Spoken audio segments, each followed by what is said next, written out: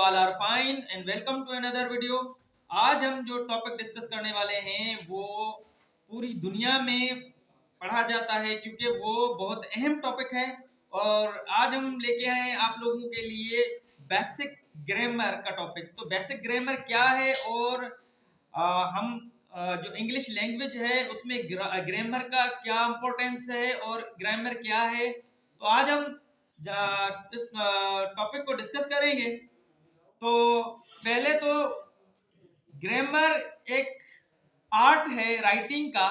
Grammar tell us how to मतलब grammar हमें बताता है कि आप रूल्स जो हैं किसी भी लैंग्वेज के रूल्स जो हैं वो हमें, अगर हम इंग्लिश की बात करें तो ग्रामर हम सीखते हैं, अगर हिंदी की बात करें उसमें भी ग्रामर होता है। तो कोई भी लैंग्वेज जब आप सीख रहे होते हैं तो उसका ग्रामर आप लोगों को इम्पोर्टेंट है कि आप लोगों को आना चाहिए।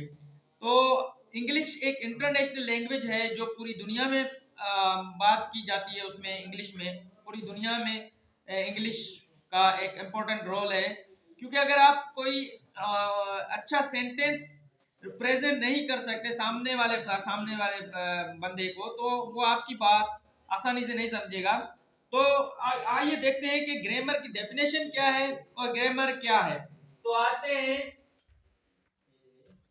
कि ग्रामर जो है वो एक आर्ट है, लेकिन grammar tell us rules of a language. Grammar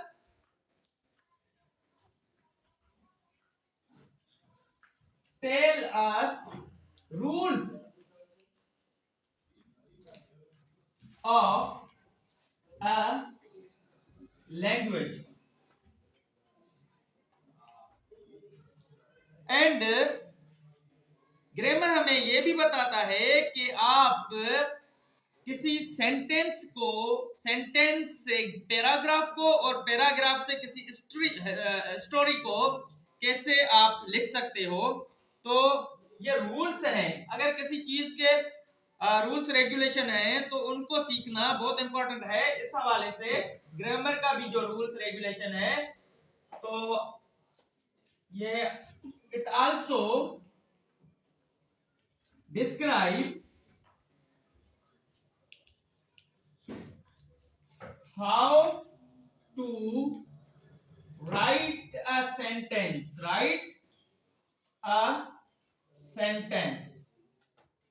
ये है बेसिक ग्रामर की डेफिनेशन।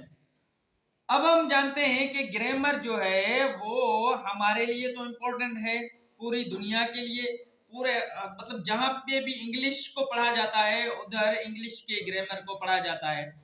तो बेसिक जो डेफिनेशन थी वो मैंने आप लोगों को बताई। अब हम आते हैं कि इसका जो फर्स्ट स्टेप है ग्रामर को सीखने का वो क्या है, तो वो है पार्ट्स ऑफ स्पीच।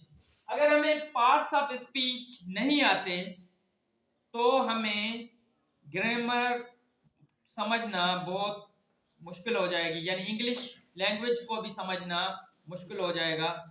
तो पहले हम जानते हैं कि इंग्लिश का जो सब्जेक्ट है उसमें पार्ट्स ऑफ स्पीच का क्या रोल है। तो हम देखेंगे कि पार्ट्स ऑफ स्पीच जो हैं वो कितने हैं और कौन कौन से हैं। तो आइए हम पार्ट्स ऑफ स्पीच को डिस्कस करते हैं।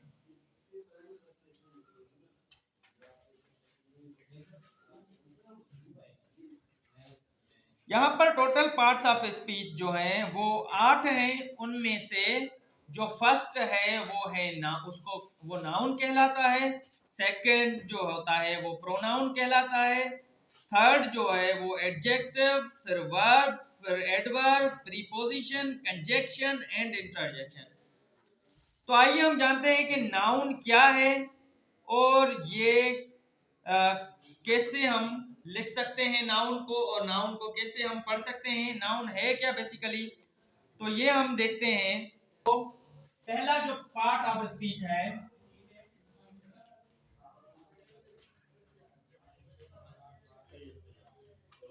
है वो है नाउन। नाउन दरअसल लातीनी जबान के एक वर्ड नॉमेन से निकला है, यहां से नॉमेन से निकला है, जिसकी माना है किसी भी चीज का नाम। तो ये जो है नॉमेन जो है यहां से, नाउन यहां से निकला है, इसका मतलब है किसी भी चीज का नाम। तो नाउन का भी मतलब है नाम। तो हम इसकी डेफिनेशन लिखेंगे, अ नाउन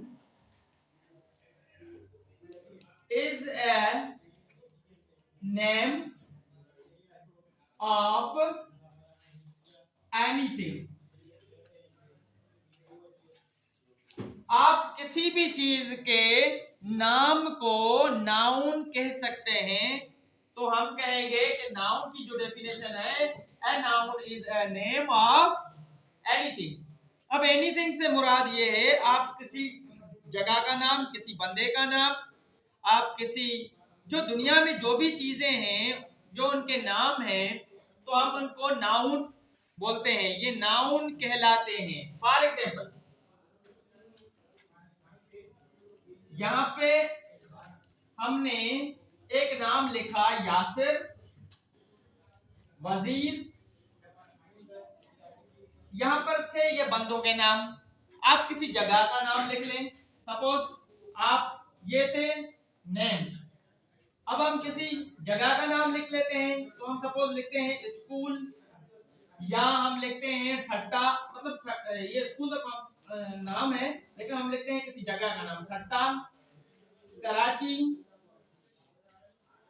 या हम किसी फ्लावर्स का नाम लिखते हैं, या हम किसी चीज के नाम लिखते हैं, तो हम लिखेंगे उसमें से फ्लावर्स एंड पेन, पेंसिल। तो ये भी हो जाएंगे हमारे नाउन ही हो जाएंगे। तो यकीन ये देखें, पेन लिखें, पेंसिल लिखें, बुक लिख दें, कोई भी चीज आप लोग लिखें वो नाउन है। अब इसका जो, तो अब हम पहले क्या करते हैं, जो नाउन है इसके एग्जाम देख लेते हैं कि नाउन जो पहला पार्ट ऑफ स्पीच है नाउन, इसके कितने एग्जाम है। तो इसके बेसिक 5 एग्जाम है। पहला है प्रॉपर नाउन,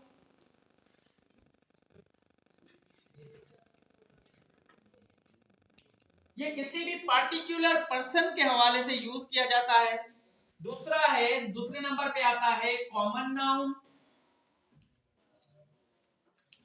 कॉमन नाउन के बाद आता है पास आता कलेक्टिव नाउन।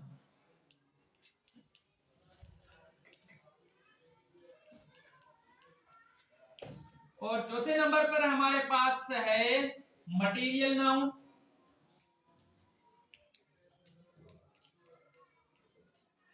और 5वें नंबर पर है हमारे पास एब्स्ट्रैक्ट नाउन।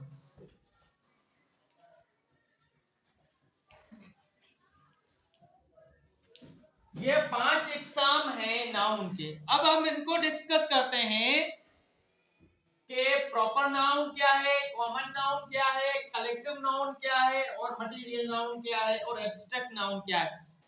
तो हम इनकी डेफिनेशन इनके सामने, शॉर्ट डेफिनेशन जो है वो उनके सामने लिखते हैं और उसके बाद इसको डिस्कस करते हैं। देखते हैं इधर के इसके जो नाउन के 5 टाइप से। अब इधर फर्स्ट में आते हैं कि प्रॉपर नाउन क्या होता है। देखिए, प्रॉपर नाउन किसी भी पार्टिकुलर पर्सन के लिए होता है। किसी भी खास चीज, किसी खास नाम जब आ जाए तो हम उसको यूज करते हैं।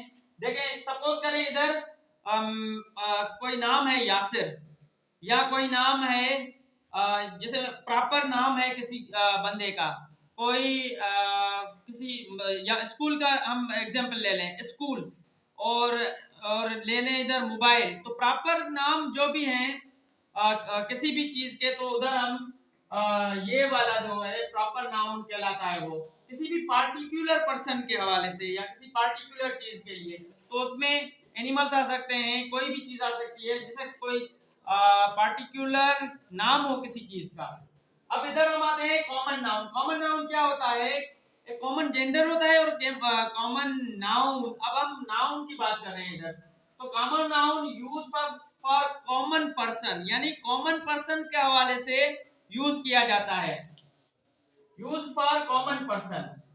उसके बाद होता है कलेक्टिव नाउन। कलेक्टिव नाउन में क्या होता है, कोई सेंटेंस या कोई पैराग्राफ आप लिख लें, उसमें से आप किसी क्रिकेट टीम के जो प्लेयर्स हैं उनके नाम लिख लें, तो ये कलेक्शन जो हो रही होती है, उधर किसी नया नेम्स की कलेक्शन हो रही होती है, वो कहलाता है कलेक्टिव नाउन। उधर हम बोलते हैं ये है कलेक्टिव नाउन।